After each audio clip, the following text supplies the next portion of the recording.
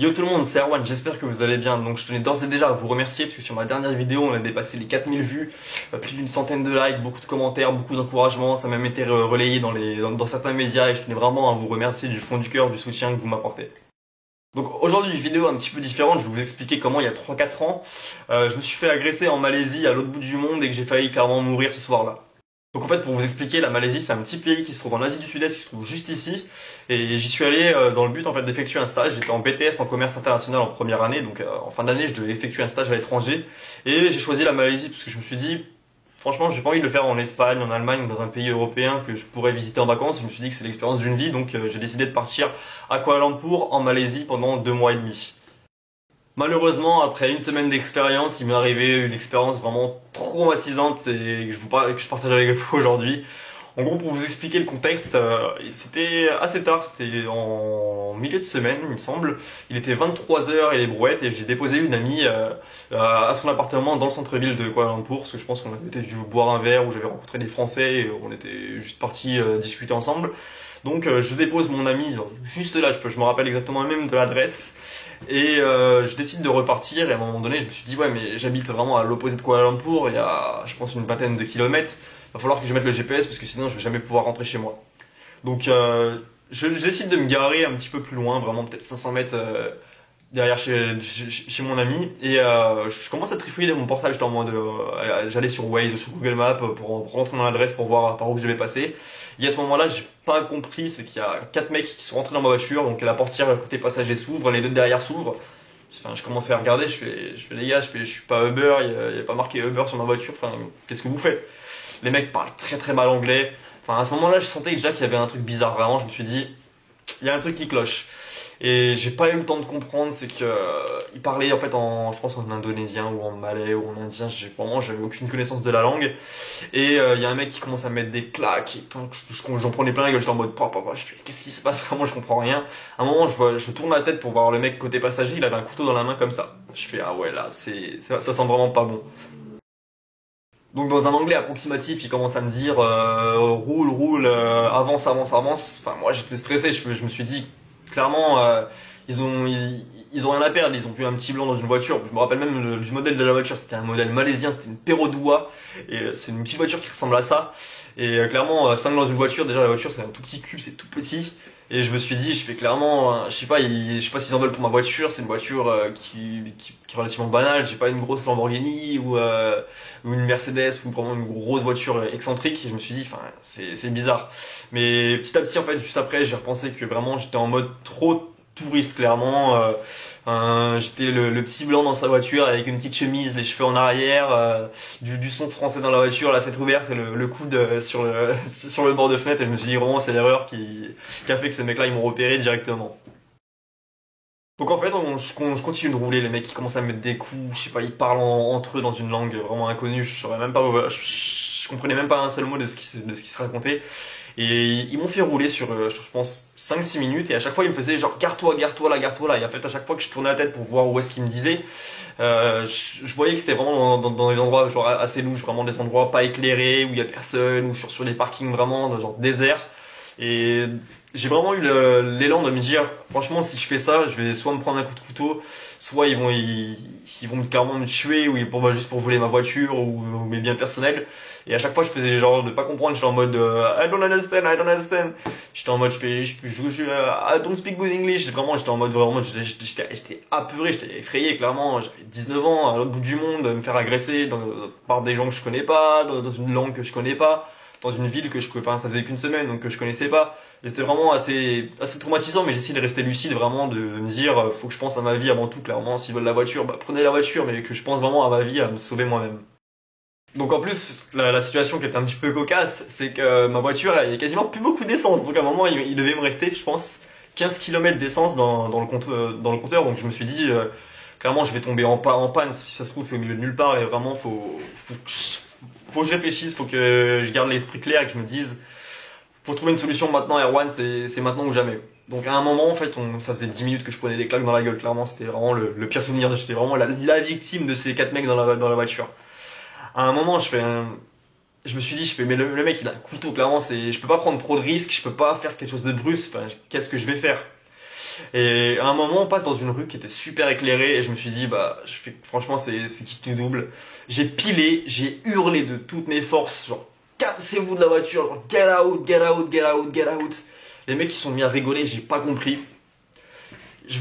Les deux portes à l'arrière, elles s'ouvrent, le côté passager, il s'ouvre, genre, ils sortent. Enfin, je me suis dit, je fais c'est quoi leur but, genre, ils m'ont juste demandé de les déposer à quelques kilomètres ou ça se passe comment. Donc là, je me suis dit, ça y est, c'est peut-être la fin de mon histoire. Et les deux mecs à l'arrière, les trois mecs à l'arrière sortent, le mec côté passager sort, et à un moment il revient vers moi. J'ai pris une patate instantanée. En fait, je pense qu'il a dû faire genre qu'il avait oublié quelque chose dans la voiture, il a ouvert la portière, et en fait j'ai pris un coup de poing en mode vraiment comme dans les dessins animés, horrible. Et j'ai eu le temps en fait de me protéger comme ça, sauf que en fait, je pense qu'il savait ce qu'il faisait. Et clairement, il y avait mes affaires personnelles sur mes genoux, et en fait il a pris directement ma pochette, donc j'avais une petite pochette où dedans il y avait mon porte-monnaie, vraiment, enfin quelques biens personnels. Et il y avait aussi beaucoup d'argent parce que je venais de retirer de l'argent pour pouvoir payer mon loyer. Donc il y avait 400 ringgit, donc ça fait l'équivalent de 120 euros si je dis pas de bêtises. Donc 120 euros. Peut-être que pour la France, c'est pas une très très grosse somme, sauf que pour un pays comme la Malaisie, où je pense que si je dis pas de bêtises, le salaire moyen, il doit être de 300 dollars américains par mois, donc c'est quand même une grosse somme pour eux. Et clairement, bah, je prends un coup, ça me sonne un petit peu, clairement, j'étais en mode, j'étais vraiment pas bien, j'ai même pas eu le temps de me rendre compte de qu'est-ce qui se passait, clairement, que j'avais perdu mes affaires. Il ressort, j'ai le premier réflexe que je fais, c'est que j'appuie vraiment sur l'accélérateur, c'est une voiture automatique, et en plus, vraiment, le volant c'est à l'opposé de la France, en fait, le volant directement était à droite. Et j'appuie sur l'accélérateur, je pars, la portière à moitié ouverte, ça commence à se remballer comme ça.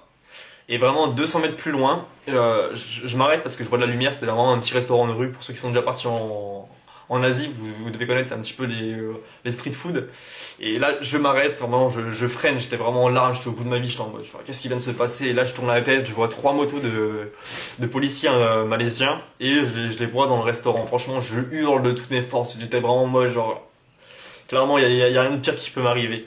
Donc les trois policiers arrivent vers moi directement et ils me disent qu'est-ce qui se passe, vraiment pareil avec un anglais très approximatif parce que c'est un pays vraiment magnifique, les gens sont adorables. Le problème c'est que vraiment l'anglais c'est pas une langue qui est super parlée. En plus bah on avait une barrière de langue de base parce qu'en fait ils ont un accent très prononcé. J'ai un accent français, je parlais pas très bien anglais, j'avais des bonnes bases mais vraiment pas assez pour expliquer la situation globale.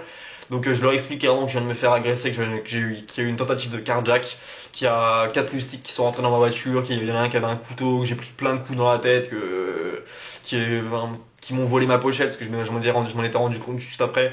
Et clairement ils m'ont dit bah attends garde-toi là, on se met sur le côté, il y a pas de problème.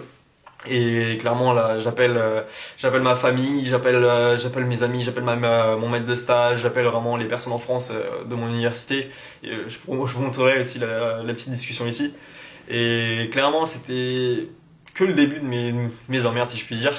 Donc vraiment, j'appelle ma famille, je suis en larmes, je fais ah mais je veux rentrer à la maison, ça fait qu'une semaine je suis là, je me suis déjà fait agresser, qu'est-ce qui va m'arriver d'autre?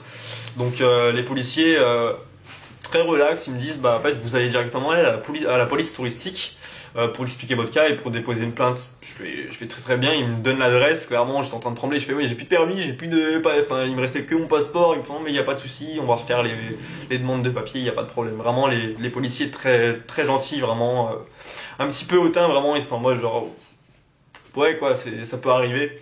Et donc je conduis directement pour aller à la police touristique qui était vraiment, allez, si je dis pas de bêtises, à 1 km 5, donc vraiment 2-3 minutes en voiture. Et en fait, j'étais toujours en larmes, j'étais vraiment au bout de ma vie, j'étais au téléphone avec ma mère.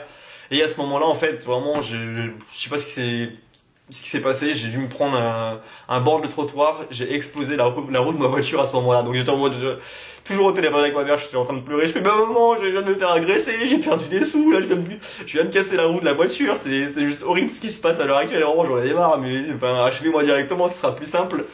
Et donc en fait j'avais une roue voilée, donc j'ai conduit avec une roue voilée tu vois, sur 1 km, donc j'arrive à la police touristique. Et enfin, j'étais toujours en train de trembler, je fais help me, j'étais vraiment, mais vous m'auriez vu, vous auriez eu vraiment un sentiment, alors moitié foutage de gueule, vraiment moitié à se foutre de ma gueule, moitié à être un petit peu genre comprendre ce qui se passe et vraiment j'étais vraiment au bout de ma vie.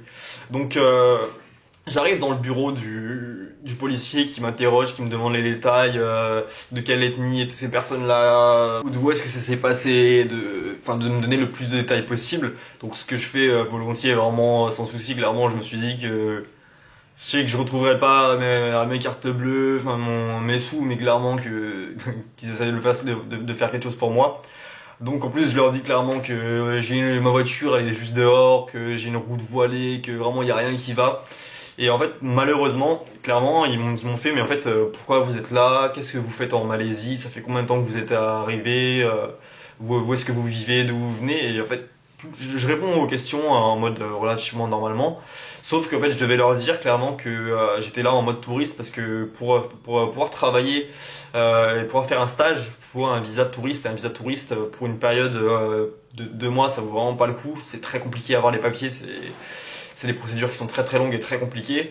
Et clairement, je leur dis, oh, je suis un touriste, ça fait une semaine que je suis là, je reste 1 mois et demi, après je vais sûrement aller en Thaïlande, à Singapour, je voyage, je suis jeune, j'ai fait une pause dans mes études, j'en profite de voyager.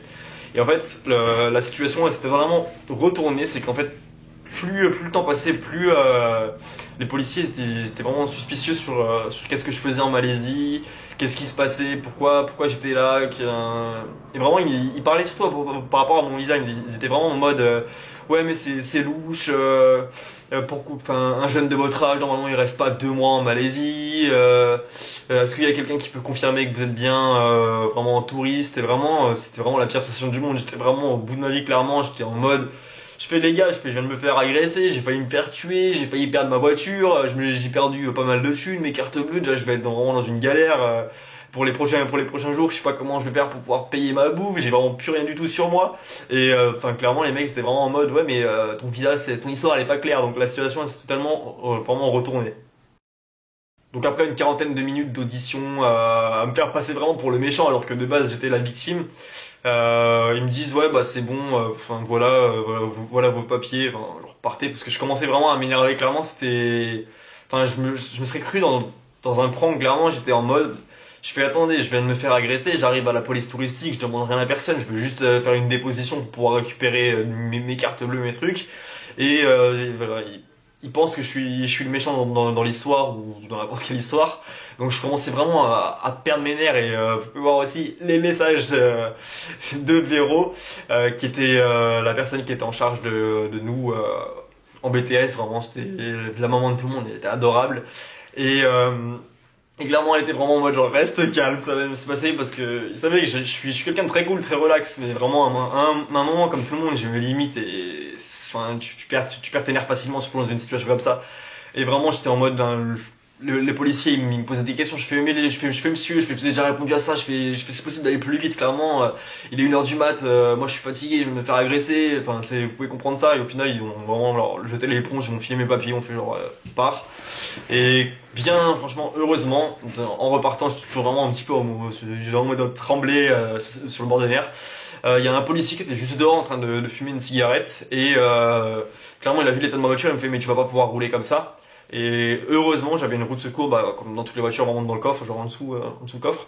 Et bien, grand merci à cette personne-là, elle m'a aidé à changer la roue parce que clairement, je pouvais pas, enfin, je savais pas comment changer une roue. De base, j'avais 19 ans, ça faisait 1 an que j'ai le permis, vraiment, j'étais vraiment pas doué avec mes mains. Donc voilà, donc après cette situation-là, on a changé ma roue, on a discuté, il m'a même fait, il a réussi à me faire sourire, à me faire rire, genre il m'a dit désolé, c'est pas ça la Malaisie, clairement j'espère que tu vas passer un bon séjour ici, que tout va bien se passer pour toi. Et après ça, je suis rentré chez moi et vraiment pareil, les galères ont continué quelques jours parce que j'avais plus de carte bleue, plus d'espèces.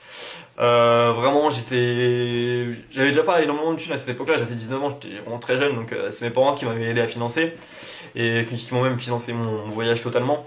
Et vraiment, j'étais au téléphone avec eux, je fais, vous pouvez pas me faire un Western Union, faut trouver une solution parce que clairement, en fait, j'avais plus de carte bleue, plus d'espèces, donc pour manger déjà le lendemain, j'allais être dans une galère. Donc heureusement, en fait, j'avais des colocs qui étaient adorables, qui m'ont vraiment dépanné, qui m'ont dépanné à gauche et à droite comme ça pour que je puisse vraiment survivre pendant quelques jours. Et après, grâce à l'assurance de ma banque, j'ai pu, on va dire, récupérer les sous que j'avais perdus, donc en gros les 150 euros, un truc comme ça. Et ils m'ont envoyé une carte bleue directement en Malaisie à mon adresse. Et c'est comme ça que se termine l'histoire, mais clairement, c'est une histoire vraiment dingue. clairement, malgré ce qui s'est passé, malgré cette histoire vraiment dingue, la Malaisie, ça restera vraiment pour moi la meilleure expérience de ma vie. Vraiment, j'avais 19 ans, je suis parti à l'étranger, mais peut-être arrivé une petite galère comme ça, mais vraiment, pour ce que j'ai pu voir, quand je vais vous montrer quelques photos, vraiment, j'étais vraiment le plus heureux du monde. Je suis reparti, je me suis même fait tatouer le nom de la ville, Kuala Lumpur. J'ai rencontré des personnes gentilles, une culture vraiment mais, très enrichissante, très riche. Vraiment, je pense, les gens les plus simples du monde, les plus gentils. La nourriture elle est très très bonne, les monuments sont magnifiques et vraiment c'est des gens très très simples mais qui ont un cœur gros comme ça et vraiment je vous remercie les Malaisiens. S'il y en a qui regardent cette vidéo, vraiment vous avez fait de mon voyage, enfin votre pays a fait de mon voyage quelque chose d'une expérience unique que j'oublierai jamais de ma vie. Donc c'est déjà la fin de cette petite vidéo, donc si ça vous a plu n'hésitez pas à vous abonner, mettre un like, un commentaire, activer la petite cloche pour recevoir les notifications. Si vous avez des recommandations, des questions, bah, n'hésitez pas à les poster directement en commentaire ou sur mon Instagram ou sur mon Snapchat ou sur ma page Facebook, peu importe, vraiment, si vous bombardez-moi de messages, j'ai pas de problème là-dessus. Donc c'était Erwan, je vous dis à la semaine prochaine, peace.